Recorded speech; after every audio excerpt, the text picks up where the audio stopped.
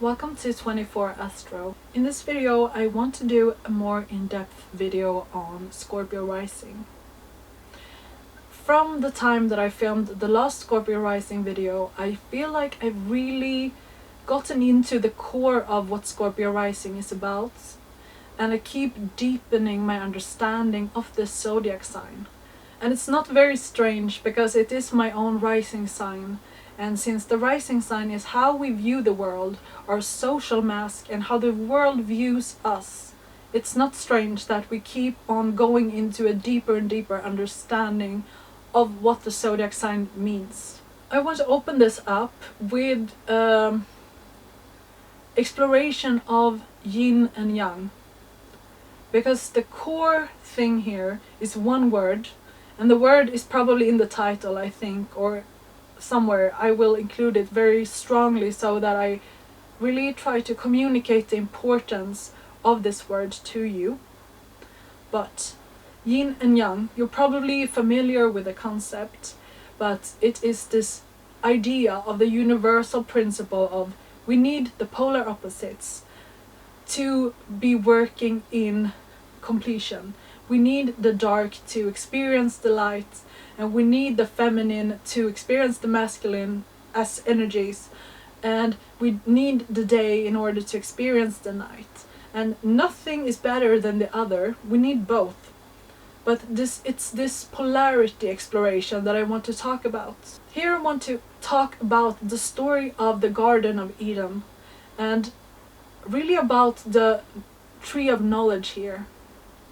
So we took a bite of an apple, and we started to gain awareness, self-consciousness. We started to judge things as either bad or good.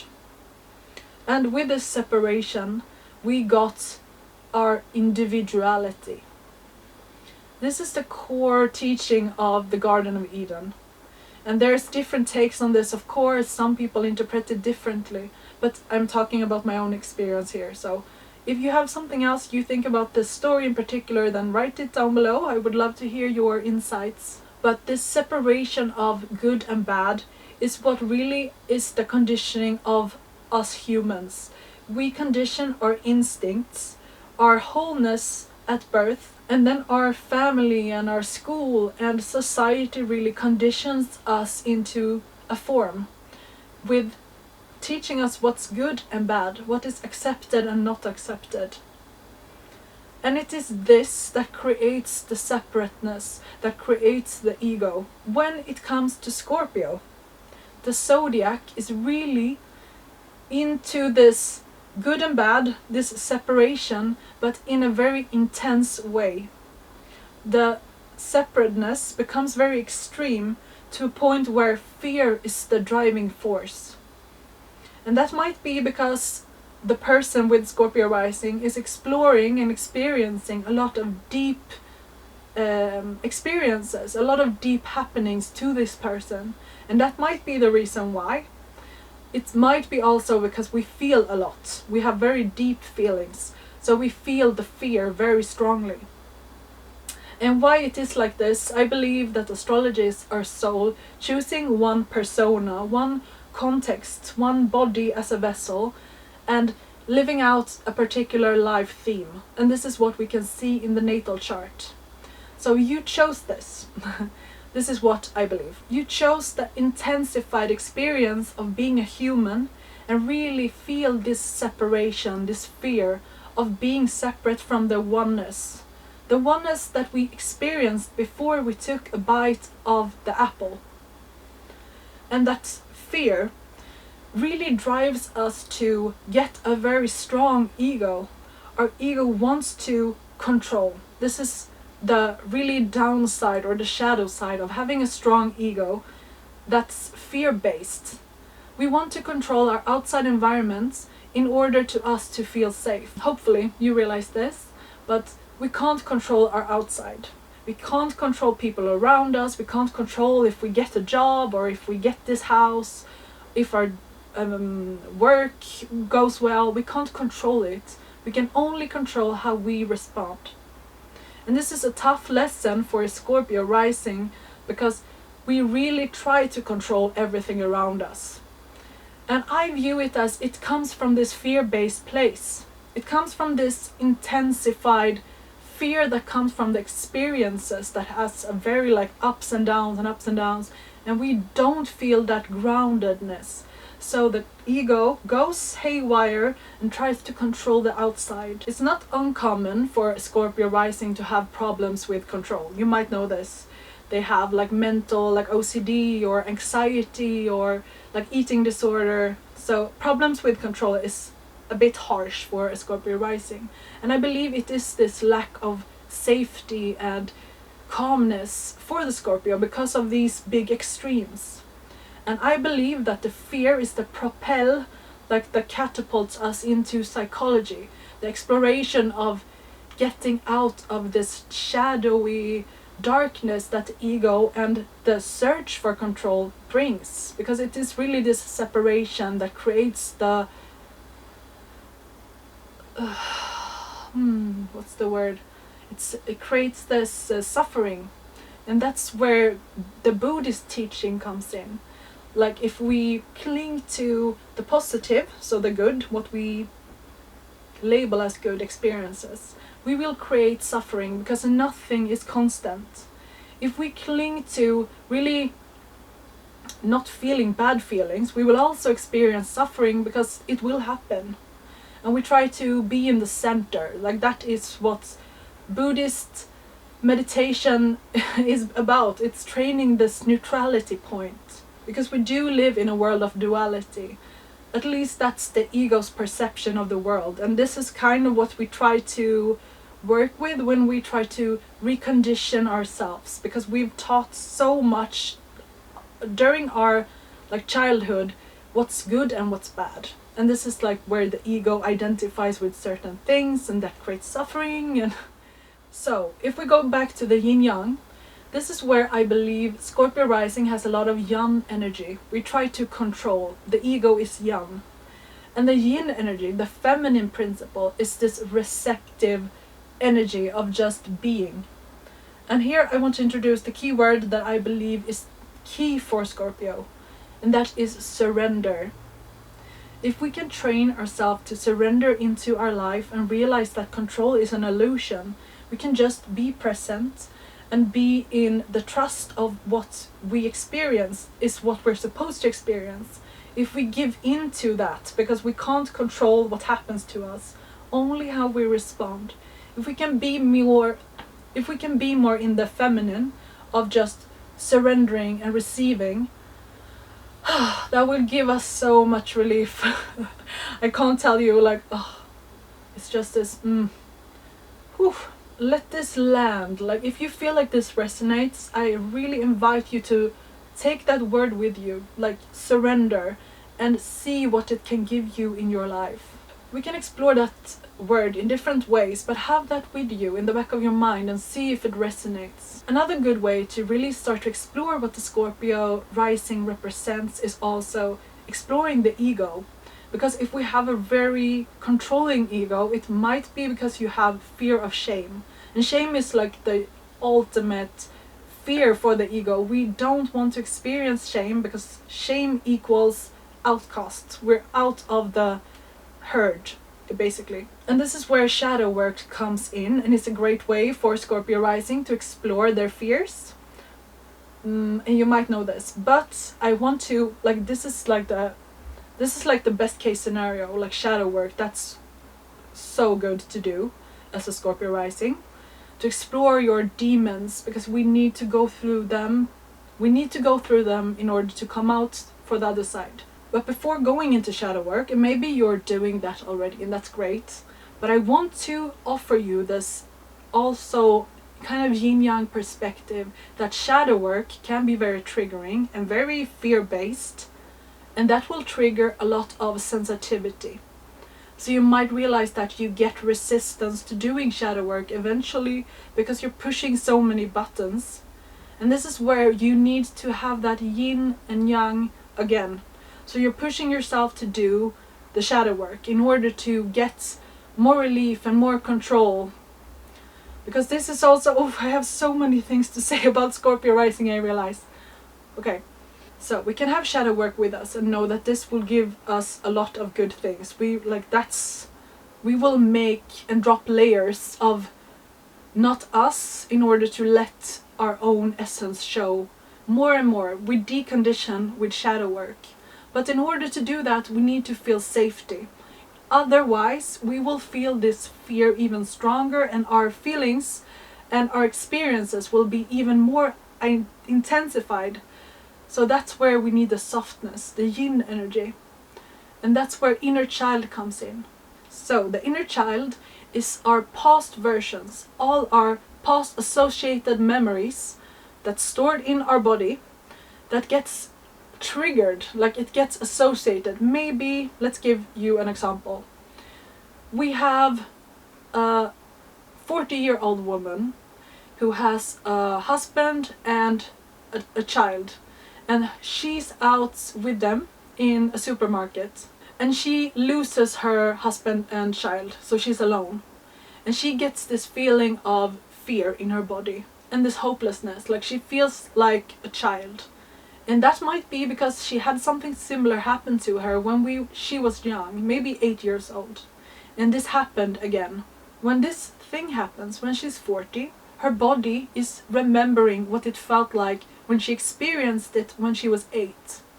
And that means that her 40-year-old body is remembering being 8. And this is not happening consciously. She's not realizing that this is happening.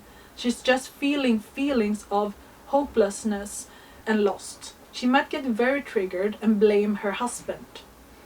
And this is kind of out of proportion. Maybe her husband and her child went to go get something, and they like passed each other and didn't see each other.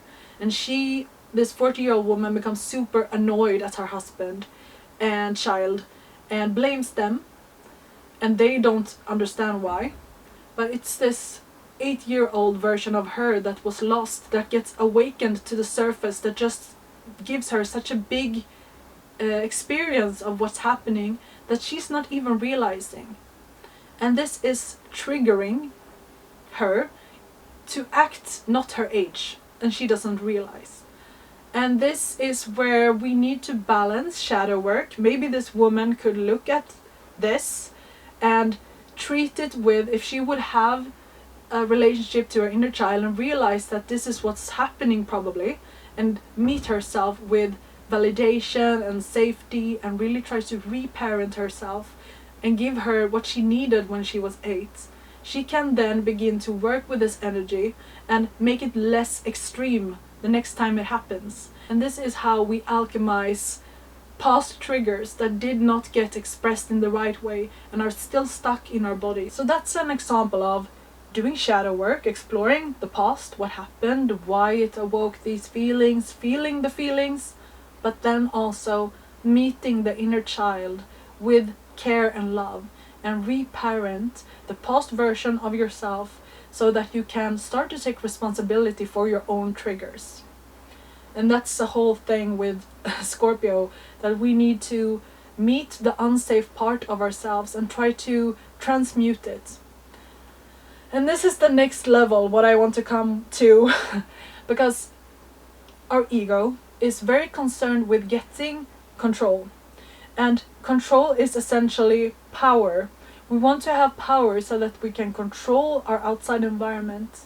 And this is where sometimes the shadow of Scorpio can be control and power, like power hungry.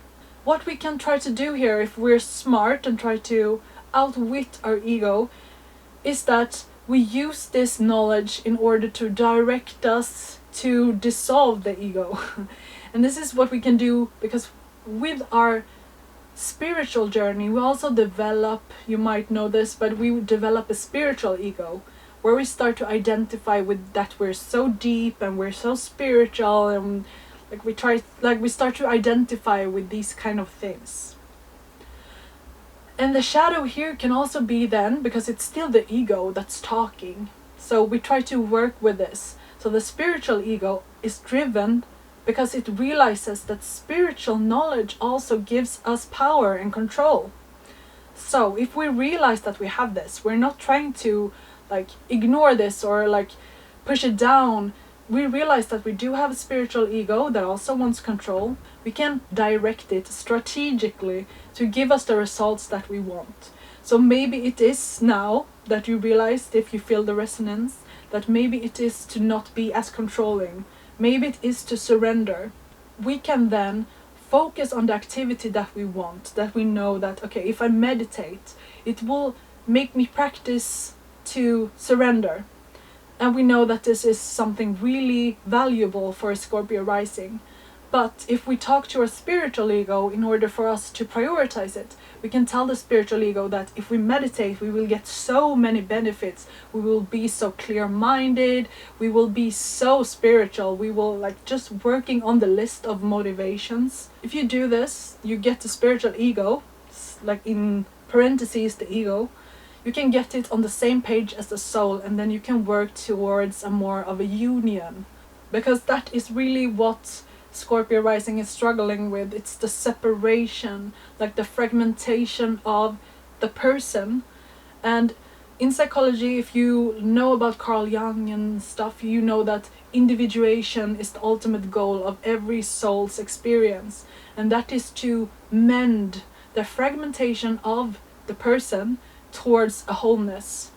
And this is what we want to do. We want to align the mind and the body and the spirit so that we can work with ourselves and not self-sabotage and not like distract ourselves and procrastinate. We want to be on the same page, and that we can do by really trying to trick the ego and use what you know with your soul in order to get you to the right path. So I want to remind you here again, submission and being in the receptive is really important for a Scorpio to balance out the need for control. Do micro habits that really practice you on letting go of control.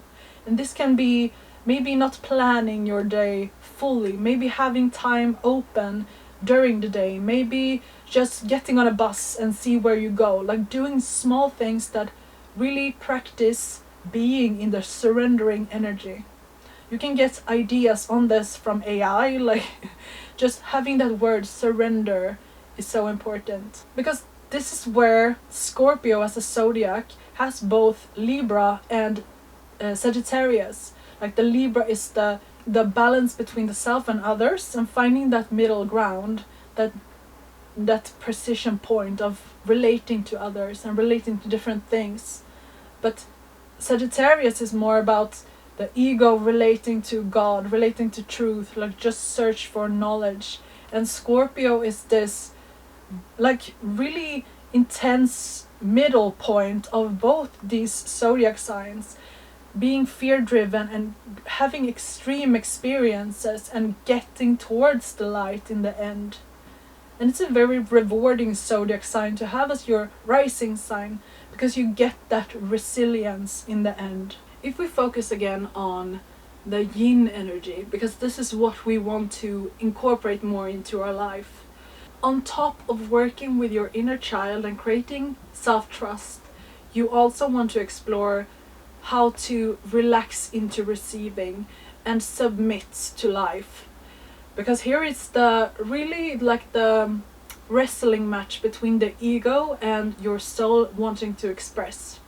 This is where also we have these intensive rebirth and transformations happening. And what this means, and what I associate this with, is that we work on dropping off layer and layer and layer of our conditioning that happened when we grew up, and we become more and more ourselves. So the wrestling match that happens when the ego tries to control the outside and your soul just wanting to express really like organically, it's a really big fight here. And if you can let your ego drop into submission more and more and trusting life, that's when the magic happens and you can really transform your identity. Root chakra is the first chakra that we oftentimes hear about, and it's this deep feeling of trust in the collective, feeling of I belong. And if you really also want to submit into your experience, work with root chakra as a term. Like search for root chakra healings, frequencies, and look at crystals for the root chakra and visualizations, and read up on it and just educate yourself in this terminology so that you can use it in a way to work with your own inner safety. I'm such a big believer when it comes to root chakra and inner child healing, because I believe, and I think it's becoming like more and more people realize this, but we're like the most people nowadays are stuck in our old triggers and traumas, and we're really just children triggering each other. And when you can realize this and start to work with it, you can become the inner parent and really come into adulthood. I want to include here also a small example of how this worked in my life. I have a history of social anxiety and binge eating. So I had an eating disorder. And both of these two are really deep, like feelings of emptiness, not being able to trust the outside, trying to control it. And the reason for this, I believe, is my soul wanting to explore these themes and then educate others. But I see now, like from a bird's eye view, I see why I chose to experience those, because I do really feel like going through the darkness is really how you get to the light. And there's countless examples of this in the world. People that gone through bad things and come out on the other side. Both social anxiety and eating disorder led me to a spiritual path, and I'm so grateful for that, because it is really the fear or the emptiness that drove me forward. It catapulted me forward to expand myself and my consciousness, and I'm so grateful for this, because otherwise I don't know where I would be. I would probably be living like a robot, just working along on a 9-to-5 job and getting home and just like having a very mundane life. And now it has really invited me into this realm of so much deeper experiences, and that is really what Scorpio Rising is drawn towards. We want to experience the intensified version of life. So my journey led me to a vegan diet, and I got educated in nutrition, and I have my company where I help women who overeat reach their ideal weight without having to restrict their diets. And this is like my passion, my heart. I love this work. But recently, I really got into this insight of the Scorpio Rising and the importance of submission, because I've always knew that meditation was something that would really like help me level up. I knew that. But I could not get myself to sit down and meditate, even though I went to Vipassana 2 times, like this silent meditation retreat for 10 days. I went to that and it worked. It was great, but I could not keep it up. And that's because I have a very intellectual, I love to read and love to just explore different topics. So I have a very active mind, very young mind. So I have had such a big problem with just surrendering. And then I discovered breathwork, and this is where I want you to get the information that I didn't know. I didn't know what breathwork was really about. I thought it was just helping you to breathe better. And then by a gut feeling or intuition, when I were at a festival, spiritual festival, there were breathwork sessions. So I went to that, and I had an amazing experience. I've had such problems also with getting in touch with my anger. And when I did the breathwork session, it was just focus on the breath, the in breath, and then let go in the exhale. And you did that for an hour.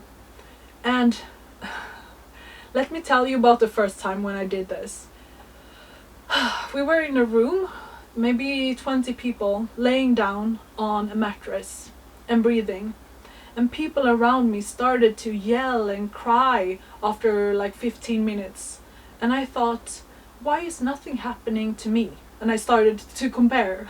When I started to think this way, I realized it was taking me away from the experience. And I know very well when I get in my head, when I try to control, I can sometimes self-sabotage. So I started to compare, and then I just focused on the breath still. Just focused on the breath and tried to relax. And then after maybe 20 minutes, I just felt this surge of energy going up my body. And it took over. And when I thought about this afterwards, I realized my understanding of breathwork now is it's a wrestling match between the ego and the soul. And when you just focus on the breath, which is something that happens both consciously and unconsciously, it's this bridge between the two. And when you just focus your attention, your awareness on your breath, you guide your awareness to your unconscious, and then you like merge them eventually. So it's this discipline activity that you do again and again, just like meditation. But for someone that has a huge problem with meditating and being okay in stillness, it is a great way to discipline your mind. And I'm so okay, I realize now that I'm talking very quickly, but it's because I have so much to say about this, and I think I've talked for a long time. So if you're still here, I'm grateful for you, and I hope this resonates. But breathwork, I'm super grateful that I found this way, and I do it now. Like maybe sometimes I do it like 2 hours a day, but it's because I have a lot of things going on at the moment. But I'm very grateful for breathwork, and I really invite you to try it out. If you really want a challenge, I would say to do it a month, like 1 hour a day for a month, and you will see some amazing results. Because what you're doing really is to train your ego to submit. You focus the ego, your conscious awareness, on your breath to just inhale, and then when you exhale, you let go, and you really repeat that process of letting go of just letting go of air, like your life force, your chi. You're just letting it go and trusting that you will take another one. And then when you do this all the time, it will eventually come and take you over, kind of like a possession. It sounds weird, but I love it. I really love it. So I want to also include here that you might know that Scorpio is oftentimes talked about in a sexual context. And I really also think that this has to do with control. I think that our real being in fear, because we can, of course, it depends on your life journey. You can have so many shadows that you're very dark as a person and then go down in a very bad route. Or you can have if we see it as in a spectrum, it depends of course on your soul's mission and your life path. You might have super bad experiences, and it might be somewhere in between. We're not comparing, of course, but since we have a lot of problem with control, I think a lot of people sexually are very focused on sexual activities, because this is a place where we have small ego deaths. That is what the our climax is called. Like we're dying, the small death. And really what intercourse is about is releasing control, just being in your instincts. So something to explore here. If you have a hard time with letting go of control, and you really like sexual activities because it gives you a chance of letting go of this part of yourself, I would invite you to try Tantra. Look this up. There's so many different exercises. You can use AI to get different exercises on this with a partner or whoever you're with. Just practice letting go of control when you're with them. And this can also be an exercise on submission. I want to wrap this up with saying that I'm now offering practical astrology readings. I've opened up so that you can buy astrology readings now on my websites. So down below you can find the link. And I do approach astrology with a very practical mind. I include esoteric knowledge and I give you so many nuggets of what can you actually do with this knowledge. So if this is something that you would find interesting, just check out the link below and leave a comment if this resonated for you. So thank you so much for watching, and I'll see you in the next video.